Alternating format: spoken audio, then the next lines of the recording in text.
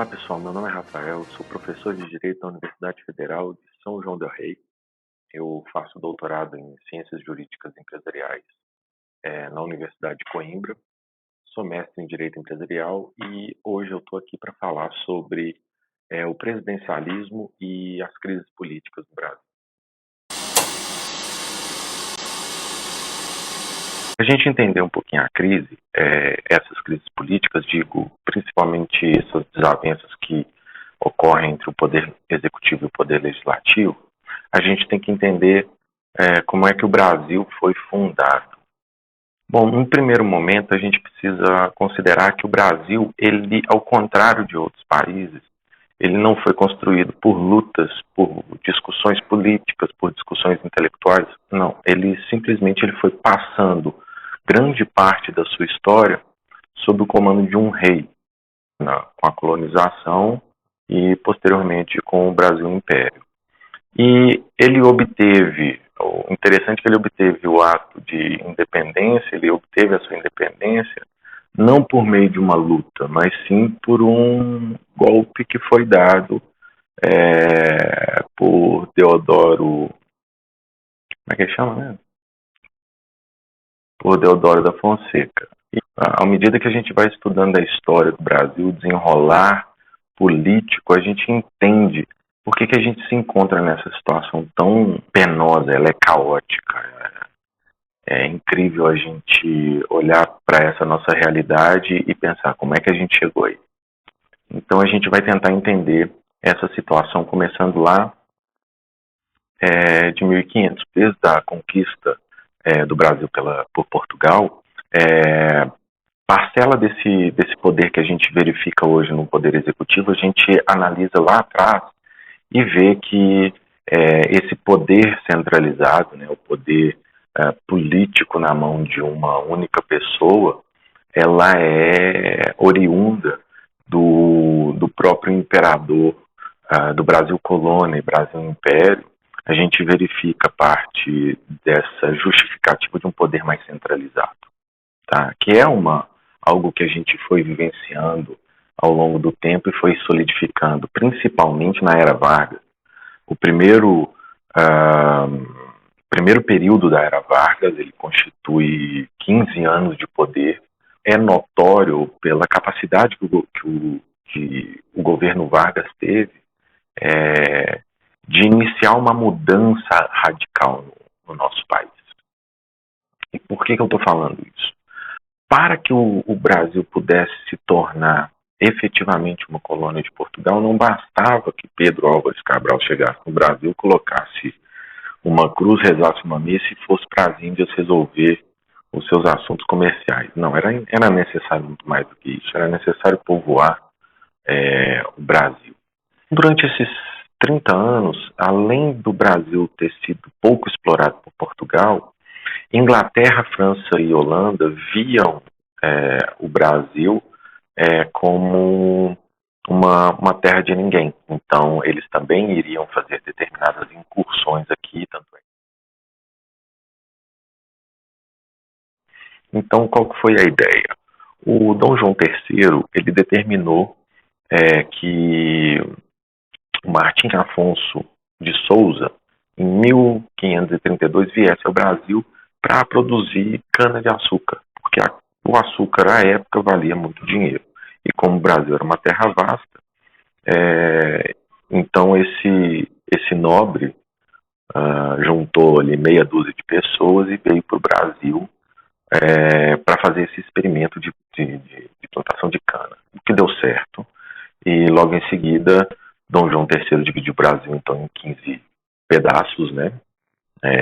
E fez um contrato denominado assim, era uma carta de doação que era dada aos capitães donatários, né? O nome das pessoas que recebiam essa carta, esse documento que dava a elas o direito de explorar aquela terra em favor, obviamente, da coroa portuguesa. Mas é certo que essas pessoas utilizavam a terra.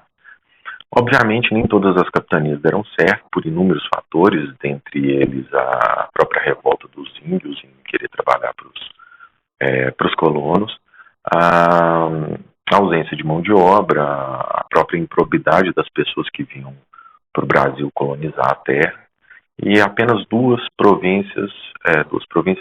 capitanias deram resultado, que foi a capitania de São Vicente e a capitania de Pernambuco. Uma realizava comércio de escravos e a outra pela exploração da cana-de-açúcar. Então, em virtude desses problemas havidos nas capitanias de administração, problemas com revoltas de índios, problemas na produção do açúcar, problemas de manutenção dessas terras, em 1549, Dom João III ele determina a criação de um centro administrativo que era denominado Governo Geral de Salvador. E esse Governo Geral de Salvador, que foi considerada a primeira capital do Brasil, foi colocado nas mãos de Tomé de Souza, e Tomé de Souza então centralizou primeiro o poder, e ali ele iria administrar todas as demais capitanias.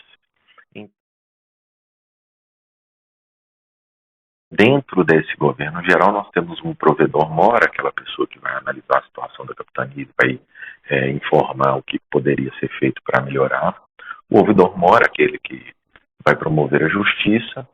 O capitão-mor, o poderio militar. E em cada capitania foi criada câmaras municipais, com o intuito de facilitar, então, essa comunicação governo geral e capitania. Então, vejam que nesse momento em que Dom João III, em 1549, determina a criação de um centro administrativo na colônia, ele cria um governo central. Esse governo central vai suprir todas as necessidades dessas capitanias, e essas capitanias são gerenciadas por uma Câmara Municipal. Quem eram as pessoas colocadas nessas câmaras municipais? Obviamente, aquelas pessoas que detinham a terra, que detinham poderio econômico. E, então, desde o Império, o Brasil vive essa agricultura, primeiro com a exploração do pau-brasil, posteriormente com a agricultura, com a plantação da cana-de-açúcar. Então, os donos de engenhos, eles eram proprietários de grandes terras. O colono português que vinha para o Brasil, ele colocava qualquer tipo de pessoa para trabalhar, desde que lhe trouxesse riqueza. Como a coroa portuguesa ganhava muito dinheiro no comércio de escravos, não recebia absolutamente nenhum valor por essa escravização dos índios. Tanto a coroa portuguesa quanto a igreja chegaram num acordo de que os índios não poderiam ser escravizados porque não eram catequizados. Então, com isso, foi proibida a escravização dos índios e possibilitou maior entrada dos escravos negros vindos da África ao Brasil, mesmo porque o lucro oferido pelo rei na comercialização dos escravos era extremamente alta, né? Enquanto o Brasil vivia essa exploração da cana-de-açúcar, então uma monocultura, a escravização então como meio de circulação de riquezas também, a gente verifica que o Brasil ele começa a dar a cara de um povo extremamente dividido economicamente. De um lado eu tenho a extrema elite, de outro eu tenho pessoas que não possuem qualquer tipo de renda. Indo um pouquinho mais adiante agora, a gente vai para a chegada da coroa portuguesa no Brasil e modificou a estrutura do Brasil, porque permitiu com que Dom João VI, no ano de 1808, ele determina a abertura dos portos. E em 1821, Dom João VI ele volta para o Brasil, mas antes de voltar para o Brasil, ele deixa o seu filho, o Dom Pedro I, no governo do reino. Isso em abril de 1821. Mesmo que Dom João VI tenha deixado Dom Pedro I no governo do reino, havia muita insegurança se ele ficaria ou não no Brasil ou retornaria para Portugal.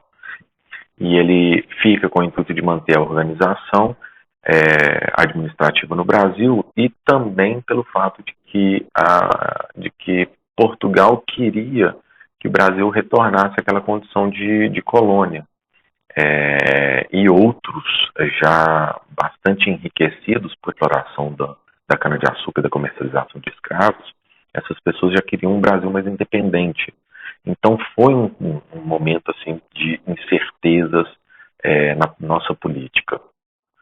Só que com a permanência de Dom Pedro I no Brasil, todas as leis portuguesas que chegavam no Brasil eram submetidas ao crivo de Dom Pedro I, criando aí uma espécie de controle, né, de uma fiscalização das leis que seriam ou não admitidas no Brasil. Os grandes agricultores, eles criaram uma sensação de pertencimento a essa terra.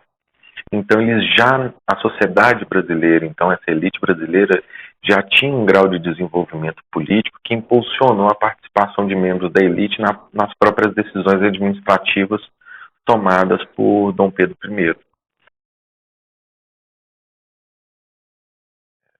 Desde a independência do Brasil, ou até mesmo desde a chegada da coroa portuguesa no Brasil, nós identificamos uma centralização de poder.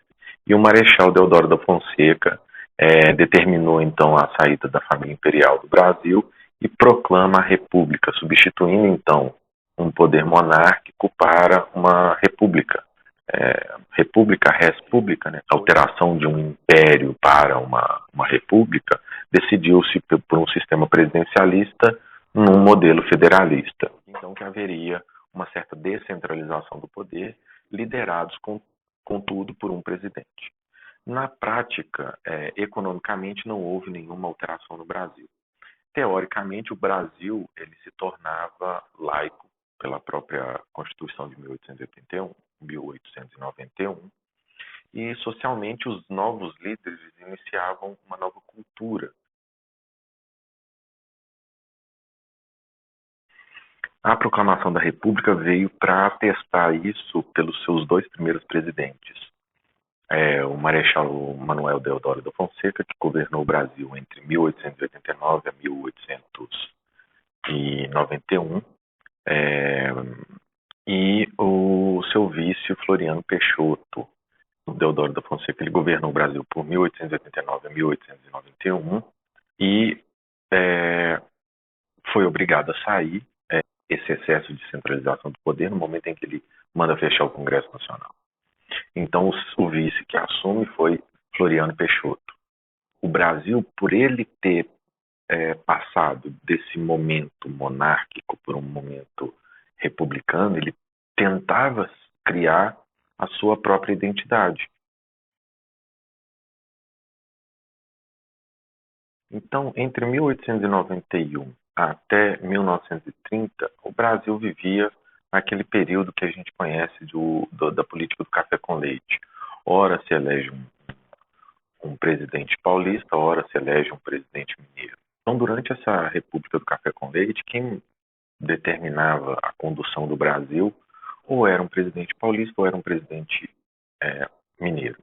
E o último presidente paulista, que foi o Washington Luiz, ele deveria indicar, na verdade, a presidência uma pessoa mineira, né, um candidato mineiro. Entretanto, ele indica Júlio Prestes, deixando de lado o antigo acordo realizado com Minas Gerais, fez com que Minas se movesse e realizasse algumas parcerias políticas. Tanto é que uma dessas parcerias foi João Pessoa e Getúlio Vargas. Getúlio Vargas concorreria à presidência do Brasil e, por outro lado, João Pessoa concorreria à vice-presidência. E mesmo Júlio Prestes tendo ganhado a eleição, a instabilidade institucional em virtude da crise da Bolsa de Valores de 1929, que fez com que as pessoas parassem de comprar café, gerando uma crise econômica muito grande no Brasil, fez com que Getúlio Vargas ganhasse apoio dos militares. Então, para apimentar um pouquinho mais essa relação, João Pessoa foi assassinado, o que não tem nada a ver com a eleição de Júlio Prestes. Getúlio Vargas considerou isso como uma oportunidade para dar um golpe de Estado, impedindo então que Washington Luiz terminasse o seu mandato e, em 1930, dando início à Era Vargas. Então, a Era Vargas ela foi um período que durou 15 anos, de 1930 até 1945. Getúlio Vargas retorna posteriormente e se suicida em 1954, mas isso aí a gente chega lá. Então vamos lá. Como o Brasil é uma república e o nosso sistema é presidencialista, ele determina a alternância de poder. Entretanto, Vargas, ao assumir o poder, ele dando esse golpe de Estado, ele dá início então a uma nova era para o Brasil. Para que Getúlio Vargas chegasse ao poder, ele teve que assumir uma série de compromissos àquelas pessoas que o apoiavam. Que Getúlio Vargas pudesse cumprir esses favores para essa grande massa, ele resolve dissolver o Congresso Nacional, ele depõe todos os governadores dos estados, salvo do estado de Minas Gerais, que era a favor do Getúlio Vargas. Ele cria 2 ministérios, o do Trabalho e da Indústria e da Educação e Cultura, e a Igreja Católica também acaba por apoiar Getúlio Vargas quando ele permite o ensino religioso nas escolas. Então, em menos de um ano, o Getúlio Vargas ele já tinha conseguido concentrar o poder nas suas mãos. Para que Getúlio Vargas também pudesse se manter no poder, ele também teria que utilizar da manipulação. Então, o que ele fez? Então, como o Getúlio Vargas tinha um apoio de grande parte do empresariado brasileiro, ele também controlava os sindicatos. O trabalhador chegava no sindicato para reclamar de quem? Daquela pessoa que apoiava Getúlio Vargas. E o interessante é que, como a crise de 1929 já tinha atingido o Brasil e o Brasil estava com excedente de café porque não conseguia exportar, Getúlio Vargas, o que ele faz? Ele adquire esse café, vende o que consegue vender e queima o restante. E ele queima nada mais nada menos do que algo em torno de 78 milhões de sacas de café. Ele também se vê em situações de crise política, em especial em São Paulo. Tanto é que em 1932, 2 anos depois do golpe, ocorreu a Revolução Constitucionalista. Ele decide colocar um interventor no estado de São Paulo, um interventor paulista. E, além disso, ele faz alguns acordos econômicos, tudo isso para tentar se manter no poder. Em 1934, Getúlio Vargas nova Constituição, criando a educação básica e gratuita obrigatória, o alistamento militar obrigatório, salário mínimo, férias, final de semana remunerado e além de outros direitos sociais. Também ocorria algo no mundo, que era o nascimento de ideologias comunistas. E essas ideologias comunistas começaram a polarizar a nossa política. Em 1935, com a Lei de Segurança Nacional, ocorre a proibição de greve dos funcionários públicos e a proibição de propagandas subversivas, ou seja, aquelas propagandas que eram contra o governo. Ele ainda determina o fechamento da Aliança Nacional Libertadora, o que ocasiona, então, a intentona comunista, que tinha como objetivo um golpe de Estado. Né? Então, Getúlio Vargas, temendo em 1938, com as eleições, em 1937 ele lança o perigo comunista, o Plano Cohen. Esse plano ele foi utilizado para que Getúlio Vargas permanecesse no poder entre 1937 a 1945.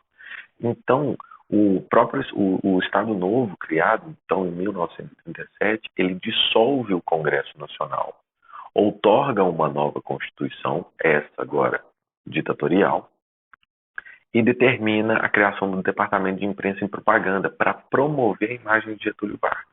Além disso, ele cria um imposto sindical. E esse imposto sindical recai contra quem? Contra os trabalhadores. Entretanto, em contrapartida, Getúlio Vargas dá a CLT. Entrega, então, a CLT, que, dentre outros direitos, dá aí a igualdade salarial entre homens e mulheres. Então, nessa situação política de Getúlio Vargas, de sempre tentar agradar gregos e troianos, ele mantinha igualmente relações com os Estados Unidos e com a Alemanha, relações comerciais. E com o início da Segunda Guerra, em 1939, começa-se aí a uma contradição política, porque de um lado eu tenho um regime totalitário e de outro eu tenho um regime democrático. E essa contradição política, então, começou a abalar o governo de Getúlio Vargas. Ele era muito ambíguo na prática dos seus atos, porque ora ele praticava atos relacionados à direita, ora praticava atos relacionados à esquerda. E olha que interessante que é pensar que o capitalismo ele é tido como algo de direita e o socialismo como algo de esquerda. E isso começou exatamente na era Vargas. Então, em 1945, a pressão era tão forte com o fim da guerra, com o fim da Guerra Mundial, porque logo em seguida, logo termina a Segunda Guerra Mundial, começa a Guerra Fria.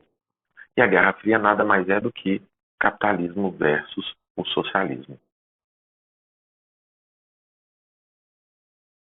Então, Getúlio Vargas, em 1945, ele se encontra nessa balança. Houve, a partir de uma forte tentativa de fazer com que o Brasil ficasse do lado dos Estados Unidos. Os comunistas eles passaram a apoiar Getúlio Vargas, o que gerou muito desacordo por parte da população contra Getúlio Vargas. Então, o Exército, em 29 de outubro de 1945, depõe Getúlio Vargas. Então, o legado deixado por Getúlio Vargas, após esses 15 anos, foi uma estrutura nova de governo, uma cultura nova, uma política nova. O Brasil já estava iniciando grandes passos de industrialização. Basta a gente verificar. O PIB que vinha da indústria, em 1920, era 21%. Em 1940, já correspondia a 43% do PIB, o que vinha da indústria. Ele trouxe uma sensação de nacionalismo, de pertencimento à população brasileira. O sucessor de Getúlio Vargas foi o Eurico Gaspar Dutra. Ele era considerado um liberal e ele assinou, junto com os Estados Unidos, um tratado de assistência recíproca. Então, deu início a essa abertura democrática, principalmente com a promulgação da Constituição de 1946, alterando o nome, então, dos Estados Unidos do Brasil para República Federativa do Brasil, um nome que até hoje a gente mantém. O mandato do presidente era de 5 anos, houve a liberação de greve e salvo para algumas atividades. E durante o seu governo ele abriu o comércio internacional, aumentando então o consumo exterior, que basicamente era o American Way of Life. Era muito legal você ter o que os americanos têm. Por isso instigava-se tanto o consumo. Até 1950, quando Getúlio Vargas é novamente eleito, o Brasil teve um aumento expressivo no PIB. E o investimento que foi realizado no Brasil veio por meio de empréstimo, o que aumentou aí gradativamente a inflação, aumentando o desemprego. O Getúlio Vargas era mais bem quisto pela classe operária. Então, em 1950 ele é eleito e governa até 1954, quando ele se suicida. Durante esse período de governo de Getúlio Vargas, ele cria a Petrobras e ele intensifica a indústria interna e a comercialização de produtos internos, o que afronta, então, os interesses dos Estados Unidos, que só foi se tranquilizar com o golpe militar em 1964. Ele tinha do seu lado o PDT, o PSD, a elite industrial brasileira e o operariado, e do outro lado ele tinha os militares, a elite do agronegócio, os comunistas da classe média, que era uma classe consumista, e os donos de grandes jornais. Então, ele tinha que tentar fazer com que, tanto de um lado quanto de outro, ele conseguisse beneficiar para que ele se mantivesse no poder. Tendo em vista a inflação alta, os preços eram extremamente absurdos, o que facilitou, então, a greve dos 300 mil. Uma das pessoas que apoiava Getúlio Vargas era João Goulart. E aí João Goulart deu a ideia para Getúlio Vargas para tentar ter o apoio da população, é, tendo em vista essas greves, aumenta o salário em 100%. Getúlio Vargas, beleza, vamos aumentar o salário em 100%. Ao fazer isso, ele praticamente dá um tiro no pé, provocando aí uma maior crise da elite brasileira. Getúlio Vargas, ao se suicidar, ele deixa o Brasil numa posição de estratégica para ambos os lados, tanto o capitalismo quanto o socialismo. Café Filho, que era o vice de Getúlio Vargas, assume e governa o Brasil entre agosto de 54 até novembro de 1955, quando ele renuncia por problemas de saúde. Entrando então no seu lugar o presidente da Câmara, o Carlos Luz. E ele governou apenas por 3 dias, por um certo receio de que ele daria um golpe e não permitiria a tomada de posse por parte de Juscelino Kubitschek. Então, Nereu Ramos assumiu a presidência do Brasil para garantir a transição de governo que ocorreu em 31 de janeiro de 1961. Esse período ele foi conhecido como Anos Dourados, criado basicamente por um otimismo da nossa sociedade. E além da criação de Brasília, ele criou o plano de metas. Esse plano de metas ele envolvia energia, um desenvolvimento da potência elétrica, nuclear, mineral e de refinamento de petróleo. No plano de metas também incluía o desenvolvimento do transporte, ferrovias, aerovias, marinha, mercantil, só que basicamente Juscelino Kubitschek focou na construção de rodovias. Outro aspecto do plano de metas foi o desenvolvimento da indústria de base, produção de aço, de alumínio, de automóveis. Propõe um desenvolvimento da indústria de base, ele faz com que haja uma aparência de que o Brasil está crescendo. Por conseguinte, Jânio Quadros assume em 1961 e no mesmo ano de 1961, Jânio Quadros renuncia. O Jânio Quadros ele foi um presidente que praticava atividades diplomáticas, o que aumentava a instabilidade política no Brasil.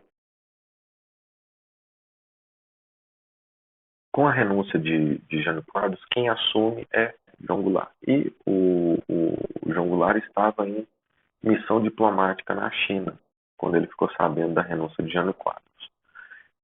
Então, de setembro de 1961 até março de 1964, o Jango ele governa apoiado por grande parte dos camponeses e operários, o que aumenta a instabilidade de grande parte da elite brasileira e da classe média, que também não apoiava João Goulart. Então o Brasil vivia um momento complicado por conta da Guerra Fria. Se João Goulart pudesse governar durante esse período de 61 a 64, permitiram a entrada de João Goulart desde que o sistema presidencialista se transformasse num sistema de parlamentarismo. De um lado nós temos como primeiro-ministro Tancredo Neves e de outro o presidente João Goulart. E João Goulart tinha várias propostas, propunha a reforma agrária, uma reforma urbana, uma reforma bancária e tributária, uma reforma universitária e uma reforma eleitoral. Então, o povo ele começou a ir para a rua, a fazer greve, porque ele não conseguia, porque ele via que Jango não conseguia promover as reformas de base que ele se propôs. E essas greves eram exatamente para pressionar o poder legislativo para que implementassem esses planos de João Goulart. Entretanto, como grande parte da classe média brasileira e a elite brasileira não apoiavam João Goulart, eles utilizavam essas manifestações e essas greves feitas pela classe operária em desfavor de João Goulart. Então, isso gerou uma manipulação por meio da mídia para que ocorresse o golpe civil-militar em 1º de abril de 1964, conhecido então como o golpe militar e por alguns como Revolução Militar. O período militar ele é um período de 25 anos, um quarto de século, em que nós temos uma grande supressão de direitos individuais, de garantias individuais, em prol de uma segurança, e que foi fundamental para manter o comunismo fora do Brasil. Obviamente, eu não vou ficar aqui destrinchando o regime militar em seu aspecto presidencial, mesmo porque nós não temos um sistema de eleição para presidente durante esse período, então nós vamos para a reabertura. O momento de redemocratização do Brasil é um momento bastante interessante, porque de um lado, nós temos os grandes anseios de um povo que quer ser livre e que possui uma identidade. Em 1985, houve uma grande passeata das diretas, já queria eleger o seu primeiro presidente, o que não ocorreu. Sarney assumiu a presidência do Brasil após a morte de Tancredo Neves, que tinha sido eleito indiretamente para ser o presidente do Brasil. E durante esses 5 anos, houve então a promulgação da nossa Constituição, da nossa atual Constituição, a Constituição da República Federativa do Brasil. O período militar ele foi de grande avanço econômico para o país, apesar grande parte dessa riqueza foi concentrada nas mãos de poucos, o que não é novidade, e muita gente se viu à margem da pobreza. Então, as eleições presidenciais em 1990 foram interessantes. Eu até me recordo, eu era uma criança, mas eu me recordo bem da minha mãe falando que iria votar no Collor, porque ele era bonitinho. E meu pai votou no Collor também. E então, de um lado, nós temos o Lula, que foi um grande sindicalista, uma grande pessoa que participou ativamente contra a ditadura militar, principalmente na década de 70. E de outro eu tinha o candidato Fernando Collor. O que foi interessante notar nas eleições de 1990? A polarização. De um lado eu tenho uma pessoa que retrata o que o Brasil queria ser, e de outro eu tinha uma pessoa vulgar, uma pessoa bruta, que era o Lula. O governo de Fernando Collor foi bastante conturbado, primeiro pelo plano econômico. O Brasil vivia inflações galopantes e era um período de grande insatisfação econômica no Brasil. E a série de abusos ocorridos durante o governo Collor, seja pelos planos econômicos, seja pelo excesso de corrupção, propiciou então a sua derrubada, que foi por meio de um pedido de impeachment aprovado na Câmara, seguiu para o Senado, foi aprovado, entretanto, o Collor renunciou antes que Fernando Collor, ao renunciar, assume então o seu vice, Itamar Franco, em 29 de dezembro de 1992.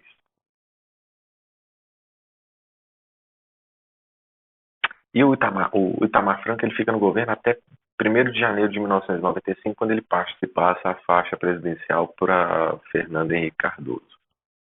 Um dos planos criados durante o governo de Itamar Franco resolveu, em parte, a crise brasileira, que foi o Plano Real, implementada no seu governo. A implantação do Plano Real impulsionou a candidatura e a eleição do Fernando Henrique Cardoso. E uma das alterações trazidas por Fernando Henrique Cardoso foi relativamente à eleição. Ele diminuiu o mandato que antes, na Constituição de 88, era de 5 anos, sem reeleição. Ele alterou para diminuir o mandato para 4 anos, permitindo uma única reeleição. Então ele governou o Brasil de 1995 a 2003. E durante esse período, o Brasil ele teve um forte crescimento econômico e um forte investimento de capital estrangeiro no nosso país.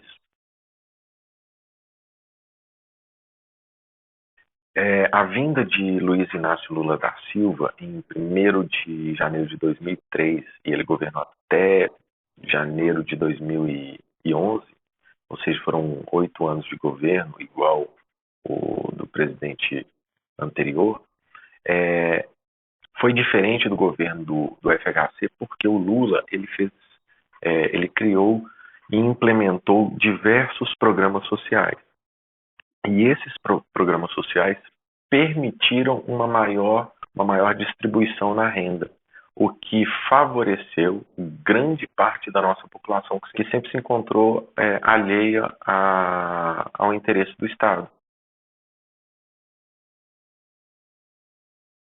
Entretanto, ainda no primeiro mandato do Lula, não que no DFHC não tivesse isso, mas a crise de corrupção ficou muito mais escancarada. E eu associo a esse escancaramento da corrupção ao próprio implemento da autonomia das nossas instituições. O investimento nas instituições do governo fez com que favorecesse a, a sua própria fiscalização. O acesso à informação começou a se tornar muito mais fácil. Então, o governo de Lula, associado ao fato dele ter olhado para classes mais desfavorecidas, fez com que o seu prestígio se tornasse muito grande, permitindo ainda sua reeleição. E ele permaneceu no poder e ele conseguiu indicar uma mulher, primeira presidente do Brasil, a Dilma Rousseff, que governou o Brasil entre 1º de janeiro de 2011 até 31 de agosto de 2016. Durante o período do governo da Dilma Rousseff, nós vivemos um período de grande instabilidade econômica, porque tudo o que foi feito nos governos anteriores, todos os investimentos feitos, objeto de grande instabilidade política e econômica no Brasil. E parte da insatisfação da população brasileira em relação a Dilma era a falta de governabilidade que ela possuía, ou seja, ela não tinha apoio de grande parte da população, aliada ao fato de que a corrupção estava sendo de alguma maneira combatida no Brasil. Então, o que se criou no segundo mandato da Dilma foi uma instabilidade política com a finalidade de retirá-la do poder. Por quê? O segundo mandato da Dilma foi caracterizado por grande ingerência, o que acarretou, então, no seu processo de impeachment. Esse processo de impeachment, ao contrário do impeachment ocorrido com Fernando Collor, ele foi do início ao fim, foi seguido todo o procedimento do processo de impeachment. Então, ele foi aprovado na Câmara, aprovado no Senado e a presidente Dilma, então, foi impedida de exercer o cargo. Assumiu, então, no seu lugar, Michel Temer. A nossa situação era de crise econômica, óbvio. Se a gente começar, então, a analisar, se a gente começar, então, a verificar o que ocorreu lá atrás para hoje, a gente vai ver pontos em comum. Toda vez que a nossa economia ela começa a declinar, cria-se também uma instabilidade política no Brasil, pela incapacidade dos nossos governantes de lidar com crises econômicas. Michel Temer governou de 31 de agosto de 2016 até 1º de janeiro de 2019, passando a faixa presidencial, então, para o Bolsonaro, que governa até hoje. Como é que as crises políticas brasileiras se instalam no Brasil? Por que elas se instalam? Por que ocorre tanta derrubada de presidente, tanto golpe no Brasil? É porque a nossa cultura, ela foi sempre direcionada a uma cultura individualista numa economia capitalista. Então, os interesses, eles sempre vão girar em torno de quem tem menos, é, manda menos e quem tem mais ganha mais, manda mais. A nossa ideia de que as eleições presidenciais são mais importantes do que as eleições, seja para senador, seja para deputado federal, deputado estadual, para governador, prefeito ou vereadores, todas essas pessoas fazem parte desse pacto federativo. Então, todos esses organismos precisam funcionar de uma forma tal que permita com que ocorra o desenvolvimento econômico da nossa sociedade brasileira e, ao mesmo passo, que permita também uma maior distribuição de renda. Ocorre que, muitas vezes, nós somos é, enganados, seja por uma propaganda inadequada, seja por uma propaganda mentirosa. Atualmente, o Brasil conta com 33 partidos políticos, o que denota a nossa fragmentação no momento da escolha dos nossos representantes. É uma quantidade muito grande de interesses dissolvidas em 33 partidos, ou seja, a nossa mobilização política ela fica prejudicada. As informações que a gente recebe diariamente de como o nosso governo é conduzido, ele torna a nossa condição de administrado de espectador. Ou seja, independente de passeatas, independente de greves, independente de qualquer mobilização social que haja, nós não vemos uma participação ativa de pessoas que pretendem fazer com que um governo seja, que ele consiga efetivamente governar o Brasil. Por que a gente é tão insatisfeito com os nossos políticos? Por que nós somos? Por que nós passamos por tantas crises? Por que nós não temos um grau de identidade com as instituições brasileiras? Quem aqui confia no presidente, nos seus ministros? Quem confia aqui no Congresso Nacional, Senado e Câmara dos Deputados? Quem confia aqui nos membros do Supremo Tribunal Federal, do Superior Tribunal de Justiça? Então, aqui nós estamos falando de poderes relacionados à União. E ali em cima ocorrem inúmeros acordos que, por muitas vezes, vão agravar a crise no Brasil. Uma outra questão, quantos de vocês sentam-se e discutem a política? E aí, a partir do momento que a gente não consegue manter um diálogo, a dialética, a permissão de ouvir e ser ouvido, a permissão de falar e a permissão de que uma outra pessoa fale, isso prejudica a própria transformação da nossa conscientização política.